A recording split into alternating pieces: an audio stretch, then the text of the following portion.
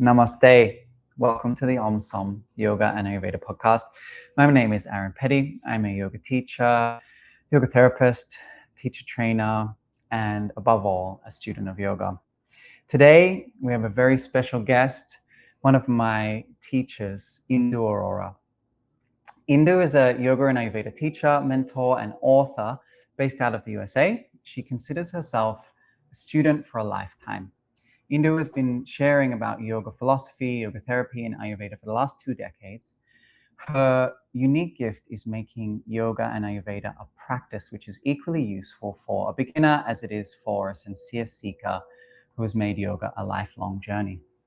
She is inspired and taught under Kriya Yoga, Himalayan Yoga, Kashmir Shaivism, and Sivananda yoga lineages. She is studied in a traditional Guru-shishya parampara setting.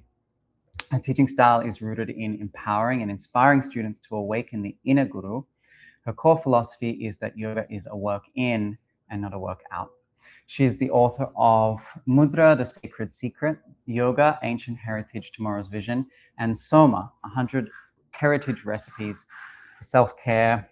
All of these books we carry in the shop, and all of these books I reference so often. And I'm so honored to have you here on the podcast, Indu. So welcome. Thank you so much for having me, Aaron. Now, you have been such an inspiration in my journey for the last few years. I've been, for the last 10 years, just bouncing around different teachers here and there, getting different pieces of information. And a couple of years ago, I was sitting in my office and Paige was sitting in the next room and she was doing some study for Ayurveda. And you were delivering a guest lecture in this course that she was taking. And I didn't have any headphones on. I was just kind of typing on my laptop. And I had listened to you speak for half an hour or so. And I walked out and I said, Paige, who is this woman? I have to go and learn from her. And after that, I signed up to everything that you did that year. And I just I can't even tell you how much those courses and what you share has contributed to my life and my teaching. And so I'm so excited to have you here today. I can't even tell you.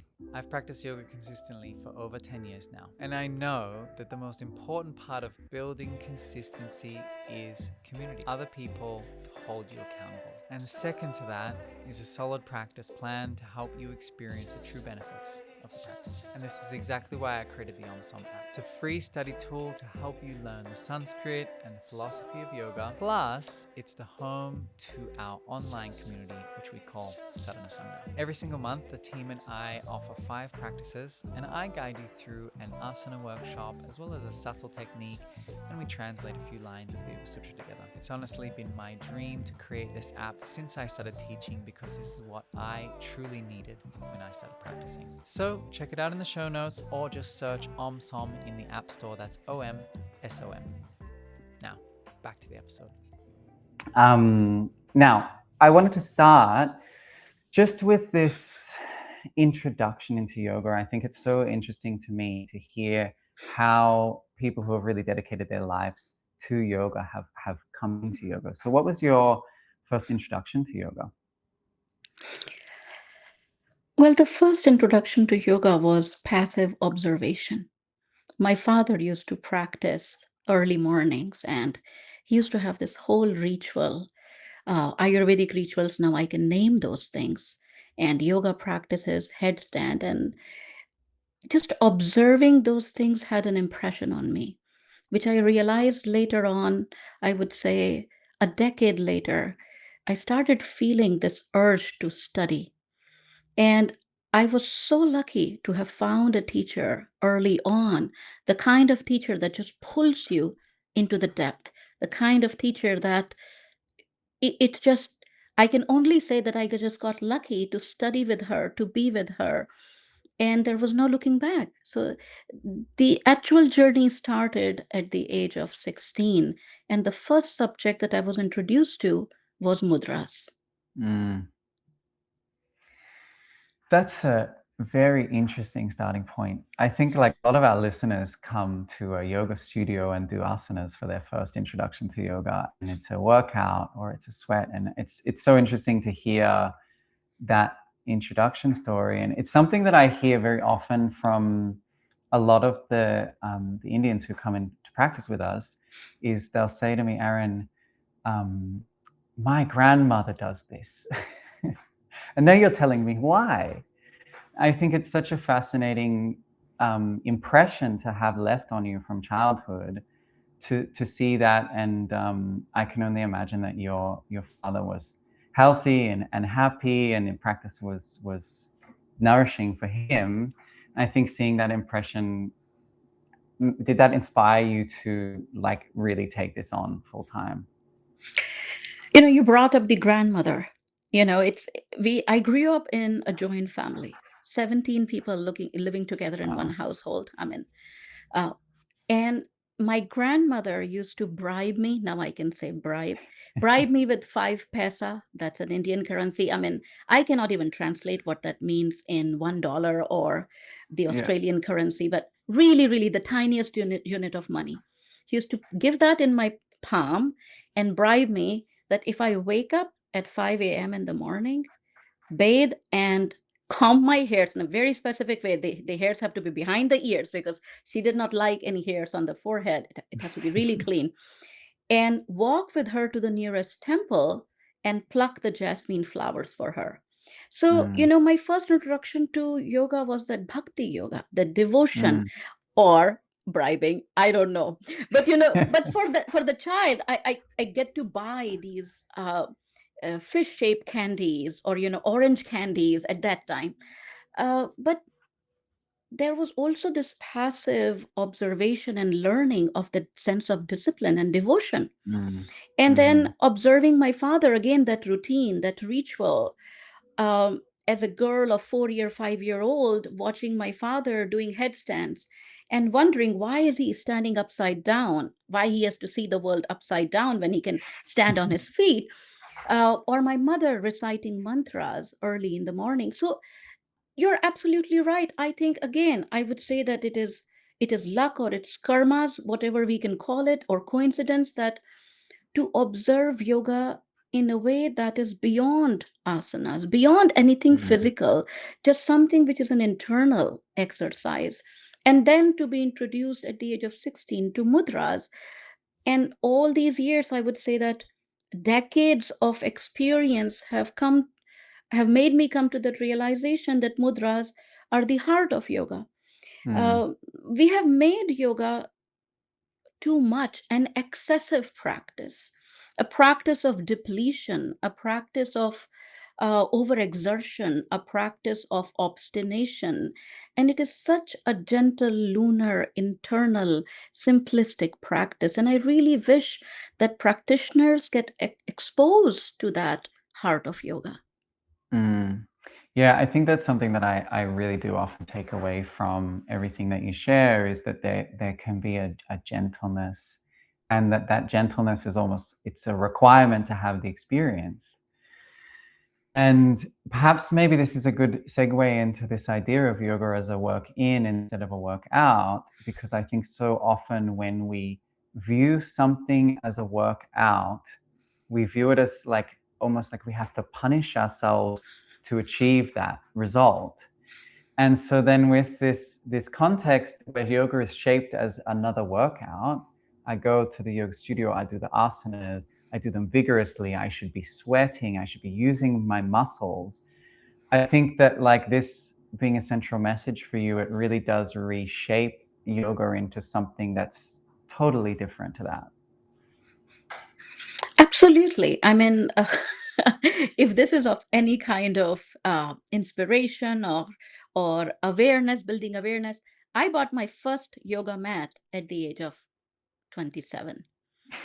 It does not mean that I did not practice yoga before. I was formally introduced, and uh, sincerely, completely giving into it at the age of 18. Mm, But I bought my first yoga mat at the age of 27. This mm, idea of workout, I see the benefits of asanas. I see the benefits of moving the musculoskeletal system. I understand its value, especially in a sedentary lifestyle. mm, But when we start really defining yoga with that, we are missing the point. Then no matter what we are doing, we are transforming asanas into poses and postures and touch your toes and balance and really wrap your arms around, and it just becomes really a tug of war with your own body. But you can do yoga without moving a muscle. The only piece of asana or mat that I had is a square piece of mat that I'm still sitting on right now after decades. So the idea is to expand the surface on which you're practicing beyond a yoga mat to the surface of earth, but to also at the same time learn how to consolidate your mind to a point. These two things can coexist. We are somewhere trapped and suspended in the middle, and we are overexerting. Okay. What would you say to the student who has come to yoga as a workout, and maybe they've come with like the intention of, I want to lose weight, so I'm going to do yoga as my workout? What would you say to that student who has come with that intention and is now starting to realize that there is more to yoga? I don't think there is a convincing needed, because yoga has become a business. So we move from that standpoint of we have to usher people in, we have to convince them what to do, and we have to almost pull them on our side that my point of way is right or is the way, and you need to understand it. I think that sovereignty and that freedom is lost. Each one of us have a unique path. I'm not saying asanas are wrong as an access or initial point to enter into yoga. It is just that we have lost the curiosity of there is so much more. So if it would be me, there is no way I'm going to put efforts in convincing. I think we have to honor everybody's pathway, and we need to also honor their capacity and their individual goals. What I might put my energy doing is inspiring that there is more, inspiring for them to become curious, that there is so much more in yoga, inspiring them to understand the body in a way, to see that whatever we see, what we want to work upon, whether it is weight or a condition, hypertension, diabetes, pains in the joints, or sleepless nights, whatever we see, whatever we make as a primary goal, that is a consequence. Something is off in the lifestyle and the diet, in the way we process things, to draw their attention to something subtler, something deeper that is driving all these things outside. So, my intention would always be to educate, inspire, and empower, never to push a point of view or convince. Beautiful. I love that. Do you think that over time we have like confused the byproducts of yoga practice with the purpose of yoga practice? Because it's so common that you'll see like, do these mudras for your heart condition, or do this pranayama for your lung condition, kind of thing. And like we have this whole yoga therapy, which is a beautiful part of the practice and the way that we can share the practice. But do you think that that has just been a misdirection that's then slowly kind of just condensed down into exercises? See, I was bribed at the age of 4. And why I'm bringing that up is, I think we are still there stopping at the candy store. These practices, these techniques, whether it is asanas or pranayams or mudras, whatever, even yoga nidra, shavasana, we are so hardwired into a productivity mindset. And it's almost as if we have to be sold something that if you do this, this is the benefit. And that benefit has to be tangible, graspable, almost an immediate gratification. We have lost the art of patience. We have lost the art of giving something time to unfold. And when we inculcate that in the way we practice and then the way we share, it's a gift. It's a gift to be able to see that the purpose of yoga is yoga, and everything else is just supporting you and is just a prop, just like a block or a strap, or the wall or a chair that we use sometimes in practices. It's a prop just like that. And eventually, every prop has to be dropped. We have to come back to the prop that is our breath, that is our mind, that is our focus. And at some point, even that has to be dropped. So we have to learn the art of discernment and letting go, that utilize these practices to simply come to a state of mind, to simply arrive to a smoother breath. You mentioned about pranayama. My teacher used to say, and still says, that in yoga practices, it is almost like you buy one, get one free. Everything else is a side effect of yoga. Don't practice for the side effects. Practice yoga for yoga. So it is just that we have settled for way less. We are fooling ourselves and settling for way less, and the promise of yoga is so much more bigger and so much more needed. That calmness, that centering, that contentment. Who can not benefit from it? I think we all can benefit from a little bit of slowing down, from naturally allowing space for pauses and reflection and responsiveness. Uh, but we have settled for muscular strength and flexibility. We have settled for these candies, these instead of really the ultimate nectar that yoga promises. So something that's coming to mind for me right now is when I did my first 200-hour training and multiple trainings that I did after that, the narrative that was shared on a lot of these trainings is like yama niyama asana pranayama pratyahara dharana dhyana. Samadhi is something that the yogis can experience.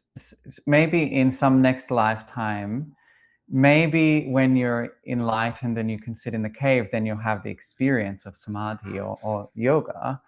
I think so many people make it something intangible and that we shouldn't try to reach for, because there are all these things that we should do to prepare ourselves for that experience. And I think something that's come for me only in the last few years is this idea that like yoga is the natural state of the mind, and that it's something that is accessible to a lot of people. And so I'm just curious, like with that thought in mind of this narrative that yoga is something that we should worry about for 80 years down the track, when we have the time to sit in a cave and be silent and very monk-like.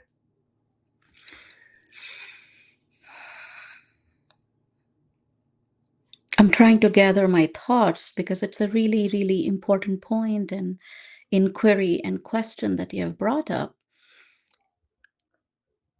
Yes, most of the time these concepts have been misunderstood. The samadhi, for example, as a peak experience, as a once in a lifetime experience, accessible only to 0.0001% beings. What if at the deepest level of our being, we are all already in the state of samadhi, and everything else is just an obstruction, and we are just trying to not even peel those layers, just not attach with them, not identify with them. So it's not something out there. And yes, the cave has to be entered into, the mountain has to be tracked. But what if that mountain is your own head and the cave is your own heart? What if that lunar energy, that moon that we are searching, is the reflection of our own mind in the ocean of the heart? It's just that we have made it too much of a fantasy.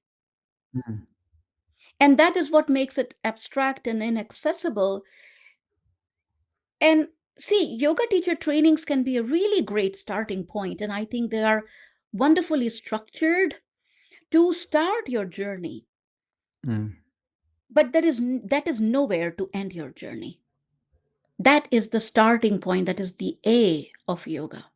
But in order to really, really discover yoga, we have to sit with ourselves. And by sitting with ourselves, starting with 10 seconds and building it up to a minute and going over 2 minutes, because, again, we think that, oh, meditation has to be done 20 minutes. No, start with 5 seconds. Anyways, whosoever is practicing meditation for 20 minutes is there only for 5 seconds, maybe. It start small and understand that no matter how long the journey, it starts with a step. Sincerity is important, and understanding that samadhi, just the word samadhi, is made up of this dhi. Dhi means your mind. The mind is scattered, even though it's supposed to be in our body. It's in the past, it's in the future, it's with the list of things to do, it's the things that we have not accomplished yet, it's in the regrets. The mind is scattered. Samadhi means all of that. Means to move forward and gather. When we gather all the scattered pieces of mind together, that is samadhi. How simple is that? And we try to really, really make it something out of reach, as if by doing that we are putting yoga on a pedestal it is supposed to be. My teacher used to say that meditation is not to be done, it is to be explored. We are always in the state of meditation, just like in the depth of the ocean, there is always that stillness. There is that, there is that place which is beyond the waves and the surfs and the tides and the currents. There is that still, calm, quiet existing within the ocean. Our mind is very much like that. The deepest layer of it is already in samadhi. We have to just stop identifying, learn how to stop identifying with those tiny bubbles and surfs and tides and currents. Something that I often try to offer in our trainings is this idea that maybe it comes from you, this idea that like babies are in perpetual samadhi and then they unlearn that by learning their name and learning their body and learning their parents and learning the foods, and that actually there's this identification with the world that we forget the samadhi that we were born into. Yes. My teacher, whom I got the privilege to study with, to live with and study with, she always says that if you want to learn real yoga, observe the infants, observe the babies, because the yoga is not to devalue the texts or the books or the tutorials, no, but there is a natural learning that happens when you learn how to observe life. And when you see infants, their movements, their sounds, they're naturally in the state of yoga. There is a mudra that I talk about in my mudra book, and that is called Surina mudra. It's a hand mudra, which means good night, just the meaning. And this mudra is done simply by folding the fingers, and the babies naturally sleep in this soft fist by the side of their heads. So yoga is learned by, if you want to learn the tree pose, you have to observe the tree. Yeah. If you want to learn the dog pose, downward dog, you have to learn it. You have to really learn it from the OG. Yeah. We are learning from the copy paste. We are learning from someone who's trying to be something that they are not. Yeah. You can only embody. We try to mimic the shell. We try to mimic the outside of it instead of learning the thatness of it. And the babies are in that ness. There's a beautiful, this conversation is reminding me of a beautiful ritual in India when a baby is born. The first words that are whispered in the baby's ear, in the infant's ear, is Tvam Vedosi. Tvam means you are, Vedosi, you are wisdom yourself. Basically, just a reminder, don't forget that. Of course, you will learn the names and the colors and the textures and the shapes and the ABCD and the language and everything. But the first input is you are wisdom yourself. Don't forget that. And I think it's okay that we have grown up or call ourselves adults. I think we have to remind ourselves again, Tvam Vedosi. We have to almost remember that in the ear of our own hearts. I think we need to whisper it every morning, that it is a remembering. Yoga is a remembering. It is a realization. It's an internal exploration. It's not a doing. Yeah, beautiful. And if you're doing it, that's wonderful. That's great. But sorry, who cares? It doesn't matter. You can practice hours and hours and hours of yoga, collect thousands of hours of certificates and training. And by the way, we should continue learning. I think that's absolutely essential. But don't let it go in your head that you have practiced 2 hours or you have done 1,000 hours or 5. Don't let it go into your head, because that is the antithesis to yoga. Powerful. Thanks for sharing that, Indu. That was an incredible tangent about babies. Now, I want to do a little segue right now. I would love for you to describe for us the definition of Soma in the context of yoga, and how that nourishment and rest and healing is so essential in our practice. Soma is a huge subject. The ancient most texts, Rig Veda, talks about Soma as the juice or the nectar or the sap of a plant, which is offered in the sacred fire ceremonies to invoke a blessing of immortality. But in yoga texts, all these rituals that were performed externally, in yoga, they are realized internally. So when we talk about Soma in yoga, it is a state of mind. When someone has Soma, they are called Somya, which means they have Soma. And what does that feel like? There is a calming, quietening, steady presence. There is a nurturing, nourishing, steady presence. So, Soma is a quality of the mind, something invisible, but something palpable. It may be invisible, but absolutely palpable. And I'm sure the listeners and you, we all can recall experiences of meeting someone, that we meet someone and suddenly the chaotic, the calm, the restless state of mind becomes calm. That is when you're sensing that Soma. That is when you're sensing that quality of the mind. Mind in the Vedic text is often compared to moon, lunar energy. Just like the phases of the moon, there is constant changes to the phases of the moon, causing the high and low tides. In the same way, this Soma, this lunar energy of our mind, causes high and low tides, which are called emotions. The high tides is energization and motivation and excitement and courage. And the low tides is sadness and fear and anger and worry and so on. This is the high and low tides of our mind.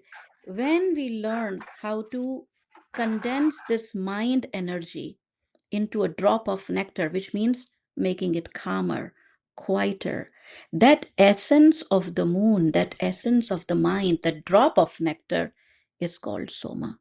In yogic texts, the seat of this Soma is considered to be in the skull, in the subtle body, a part of the crown chakra, Sahasrara chakra. Within the Sahasrara chakra, crown chakra, there is another chakra which is called Soma chakra or the Bindu chakra. And it is not any kind of self obsession, also known as Indu chakra, because the meaning of the word Indu is also moon. So this is that chakra, the Soma, Bindu, or Indu chakra, that when the mind, the sap of the mind rises, it condenses like a drop of nectar. And that drop of nectar drips down into the back of the throat in an energy point, and it is stored there. And the yogis do some practices like Viparita Karni or Khechari Madra to access it, to taste it. And otherwise, this nectar drips down and is constantly consumed by our gastric fire, which in ordinary language we can call it aging or catabolic processes. And through the inversion practices of Viparita Karni or through the meditative practices, one can reverse the flow and taste this nectar called Soma, that is the state of mind, or invoke this state of mind through practices like Yoga Nidra. Okay.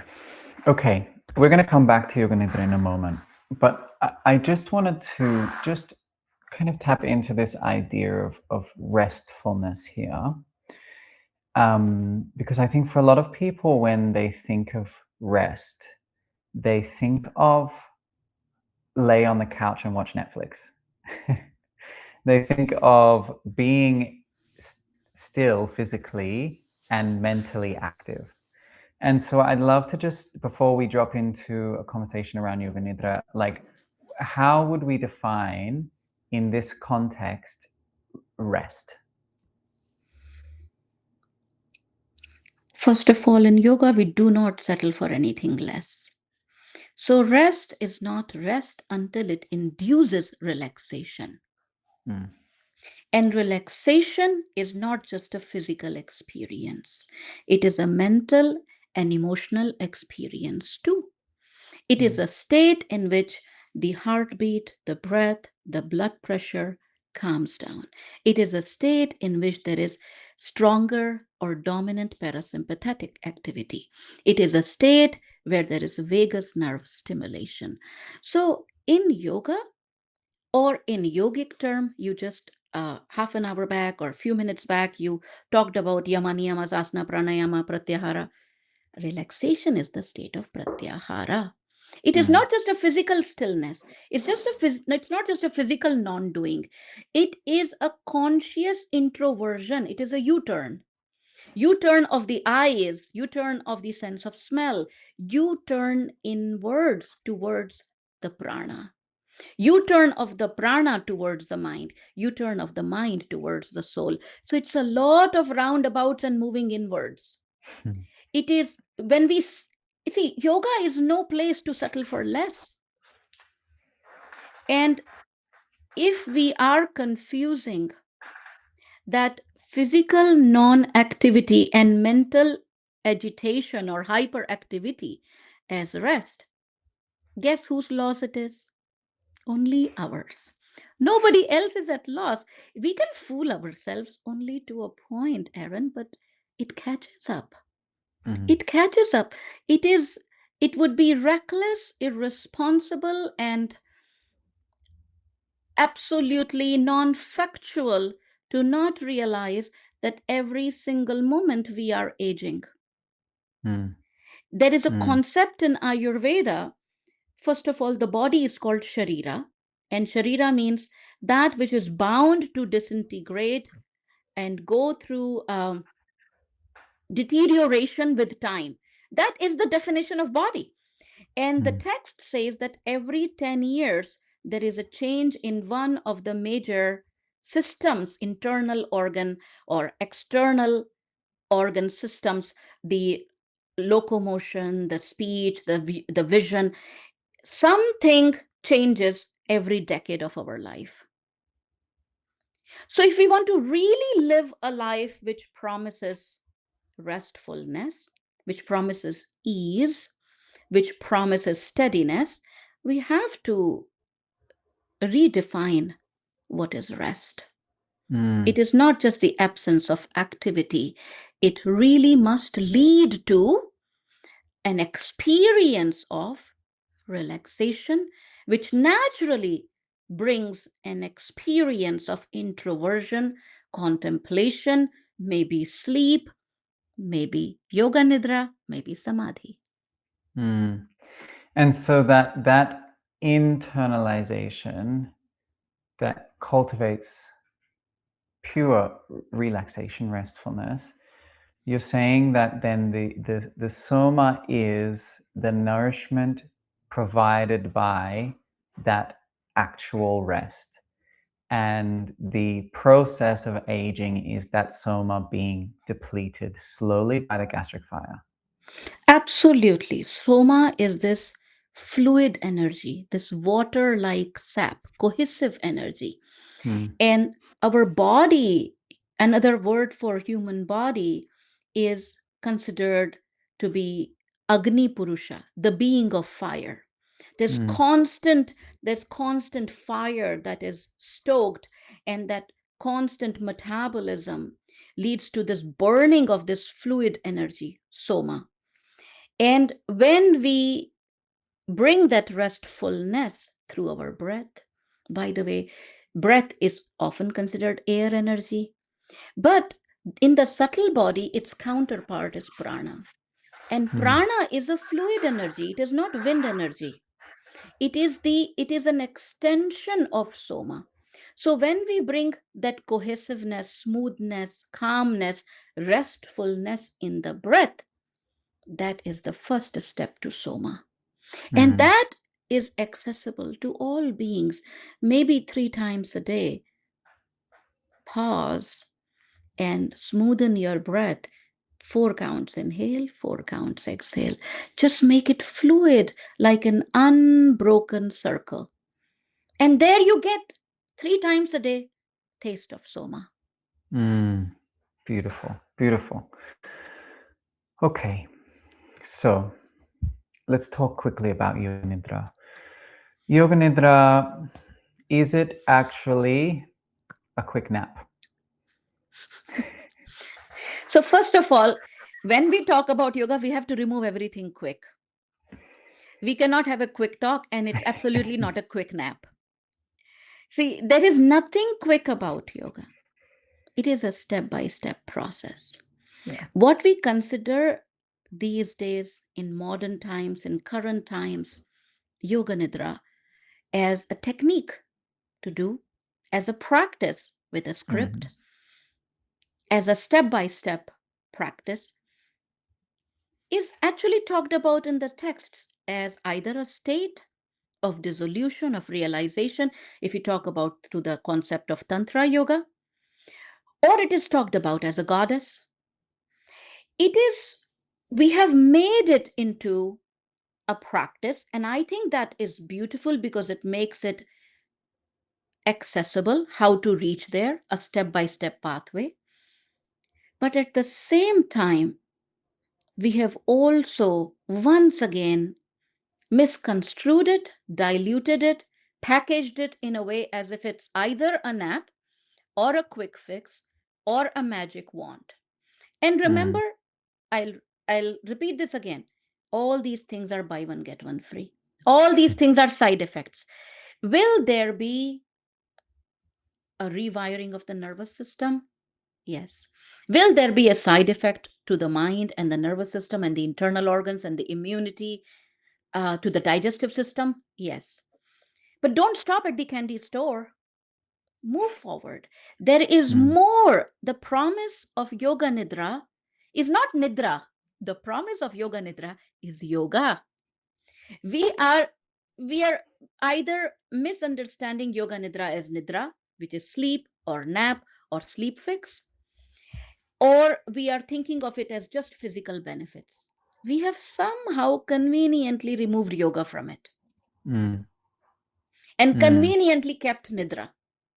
Mhm. But let us remember it is yoga nidra. Don't settle Mm. with nidra, the promises of yoga. Yeah.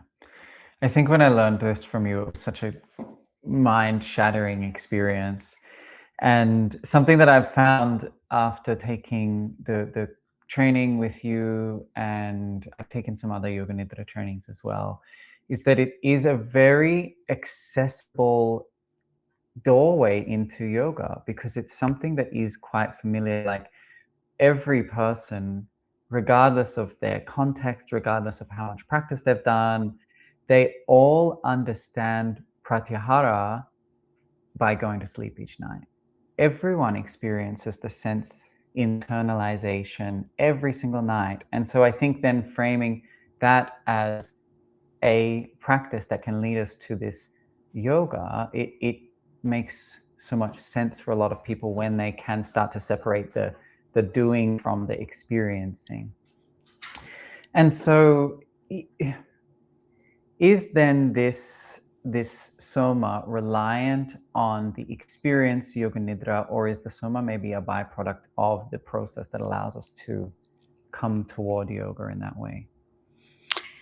That's again a really good question. I think we do need a little bit of settling of prana. Remember, prana is that cohesive, fluid energy.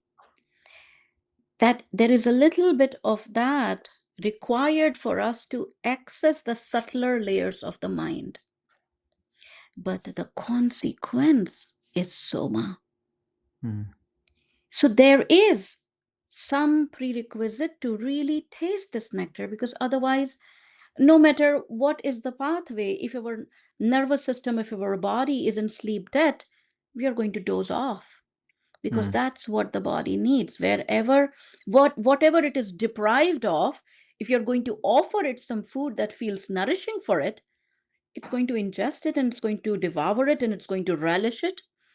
So, little bit of that grounding, calming, nourishing, cohesive energy is required, which we can again. I would suggest this if you're someone who enjoys homework or likes these small micro practices, 3 times a day, just 2 minutes of 4 counts inhale, 4 counts exhale, and make it an unbroken loop. That itself will build your body, your nervous system, your mind ready to experience Yoga Nidra. And Yoga Nidra leads to that unveiling of that nectar, that really that relishing of that nectar, which is not to be found in outside. It's already inside us. We have to just dig deeper. Yeah, it reminds me of that analogy of the two men digging for water, and it's the one who gives up just before they strike the water, and that one that stays for the extra day, even though they've both been there for 6 months, 8 months, 10 months, that one extra day is where you strike that real nectar, and it just pours out from you. Beautiful. Okay. So with Yoga Nidra as one access point, would you say that then mudra is another way to access this soma?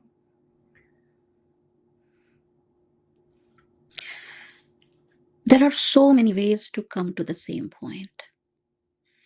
And different pathways speak to different individuals. Yoga Nidra, even though it seems like it's an undoing, but that lying down still and to stay gathered may not be for everybody. Mudras, there are so many different kinds of mudras: hand mudras, eye mudras, body mudras, face mudras. It makes it so much more accessible, something that is abstract, tangible, to come to that point. My teacher used to say that yoga is like a point, and there are 360 degrees around it. There is no one way to reach that point.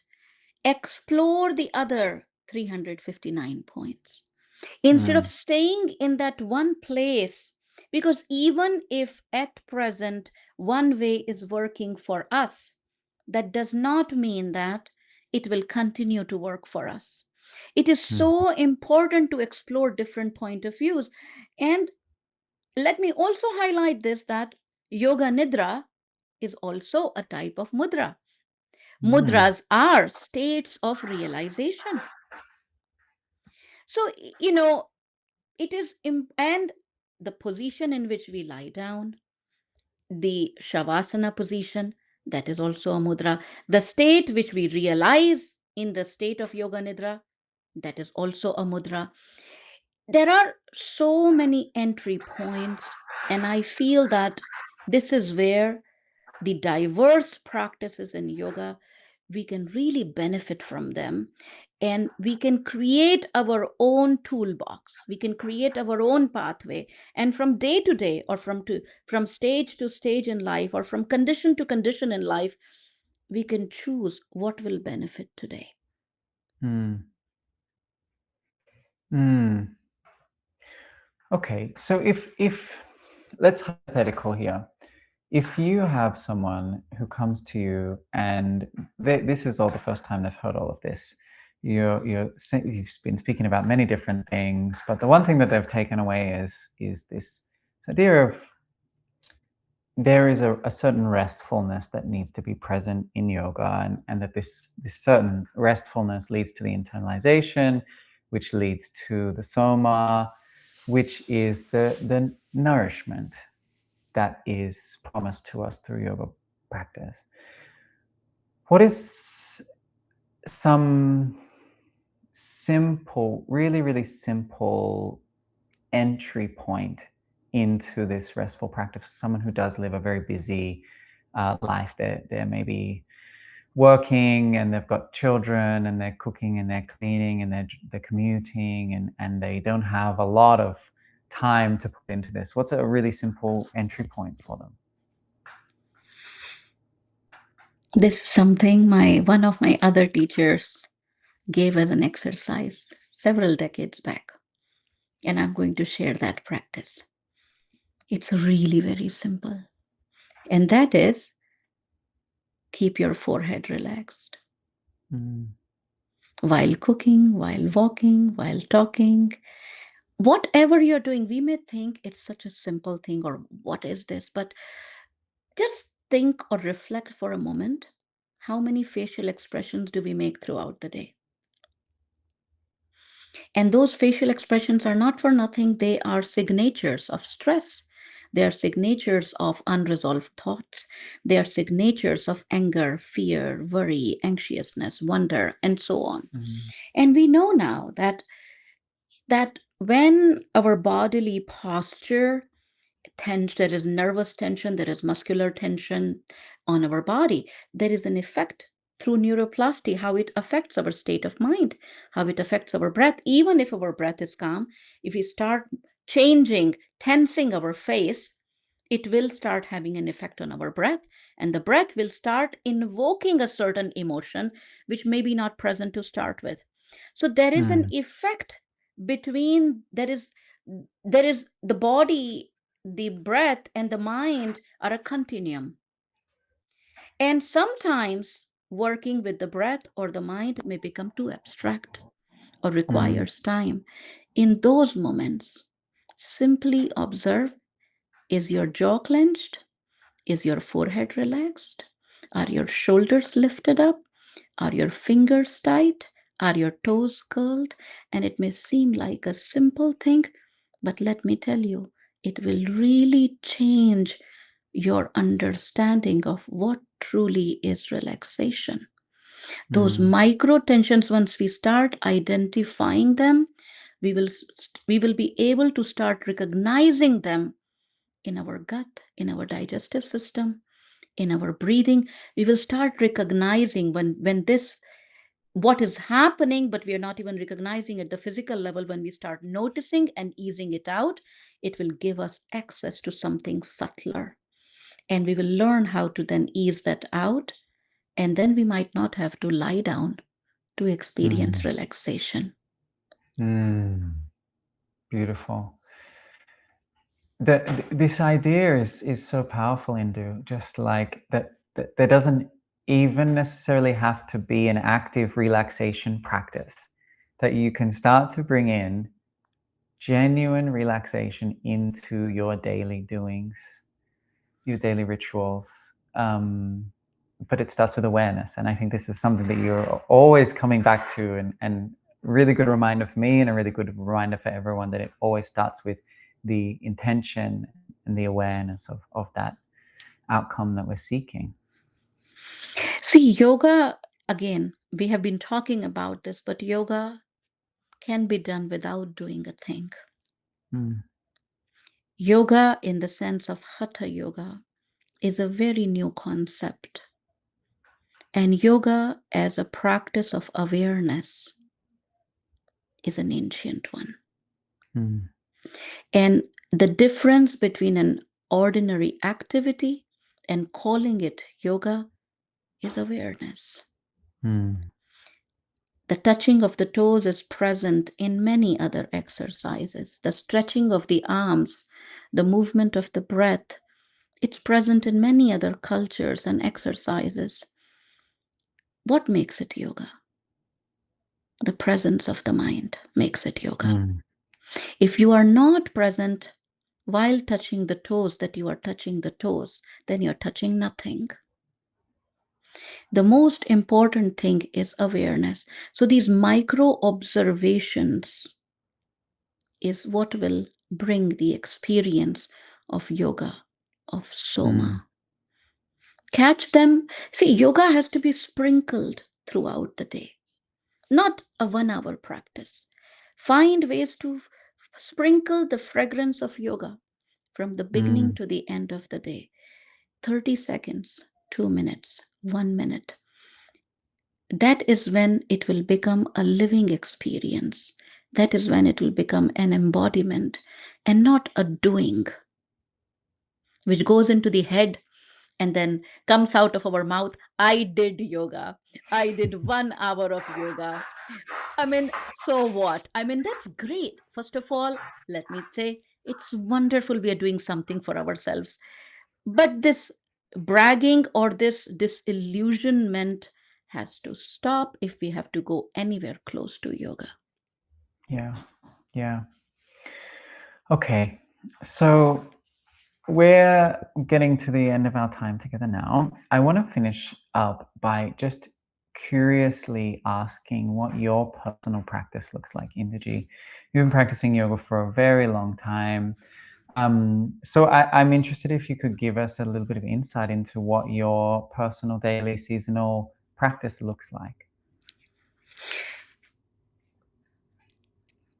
First of all, there is a reason personal practice is called personal. Mm. It changes. There is no point me sharing what exactly it looks like, because then what happens is it becomes a comparison. And what is my practice is different to my stage, my purpose, my capacity, my sincerity level. And it may not apply to everybody. What might be beneficial, if at all, is the readiness to learn, the readiness to uh, move forward with strength, with dignity, the readiness to change your practice and to not get really boxed in that this is my practice, or this place, this mat is my practice, or this room is my practice, or this hour is my practice. It's important, the readiness to change, depending upon what do you need on a given day. The seasonal practice when it comes to Ayurveda, that changes the food, the spices, the food combinations, the dinacharya, the self-care practices, that changes from time to time. There is no one particular thing that I would say that, oh, this is something for sure. If at all, I would say it is moments of being in touch with yourself and finding ways how that can happen. It's not a clear answer, Aaron. And I don't think it can be a clear answer, because I'm not emphasizing on a technique. The power should not be given to the technique. Mm-hmm. The power is in your own sincerity and consistency. The power is in the ability to detach from the previous practice and to clean the slate of mind and learn something that you need now. Mm. This is at least my limited realization so far, that we must not glamorize a particular method, practice, technique, our text. The power is inside of us, and we just need to be made aware of it. Yeah, that's an incredible answer for that question. Maybe the first I've had of this kind. I think what I'm coming to with this is just this reaching for practices, right? And your reminder that we all have the wisdom inside of us. We all have the knowledge. If we just stop to listen, then we can know what we need at that moment in time, and we can respond to that inner experience, as opposed to using the mind to impose an experience dependent on what we think it's meant to be. Something that I really took from your books and from your courses was this idea of the approach to asana that you teach being first you feel, and then you visualize the asana, and then you come into the asana, you hold, you have the experience, you come down, and then you reflect, and then you gather that reflection to move into the next asana. I think so often we're structuring practices in a very rigid way. And yeah, it was something that I really took away from you, that there needs to be a listening to your own circumstances and your own inner experiences before you can actually make that decision. So yeah, beautiful answer. Well, this I really, a simple, that while you were sharing this, something came to my mind, Erin, that when we wake up in the morning, does somebody teach us how to stretch our body? Do we learn it, how to laugh? Do we learn how to cry? These are natural kriyas, natural movements. We need to start just witnessing. Where do they start from? How do they begin? The body knows, it has innate wisdom how to stretch, how to mold, how to fold, how to release, how to let go. What we are doing is overwriting. Just overwriting. We're messing it up instead of listening. Nobody teaches an infant how to stretch, how to laugh, how to cry, how to create sound, how to sleep. It's innate. It's innate. And I think this is the biggest takeaway that I'm taking from this episode, that is that yoga is also innate. Yeah, beautiful. Well, Indu, you are joining us in Melbourne in a few months. You're coming to OMSOM in May. Can you just tell the listeners who are local and are living in Australia, what are you offering with us in May? Because I'm very excited about it. First of all, I'm also really, really excited to come and explore and meet the people of Australia. I'm really, really looking forward to that. I am so humbled and touched that you are hosting, OMSAM is hosting. What a beautiful name, Om combined with Soma. It's just all the deliciousness in one place. And these practices that we are going to learn and explore, they are for everybody. They're not for a seasoned practitioner. They're just for a yoga practitioner, someone who is interested to explore, to develop more curiosity into what is yoga. These are all practices and concepts and ideas and stories that I've gathered along the way in my life, learned from my teachers, and I'm so, so humbled that I get to share that. I'm really, really looking forward to meet the Sangha at your studio and to really explore the heart of the people. If you are listening here, I'm going to leave the link for Indu's trainings in Melbourne in the show notes. If you just scroll down, you will find a link.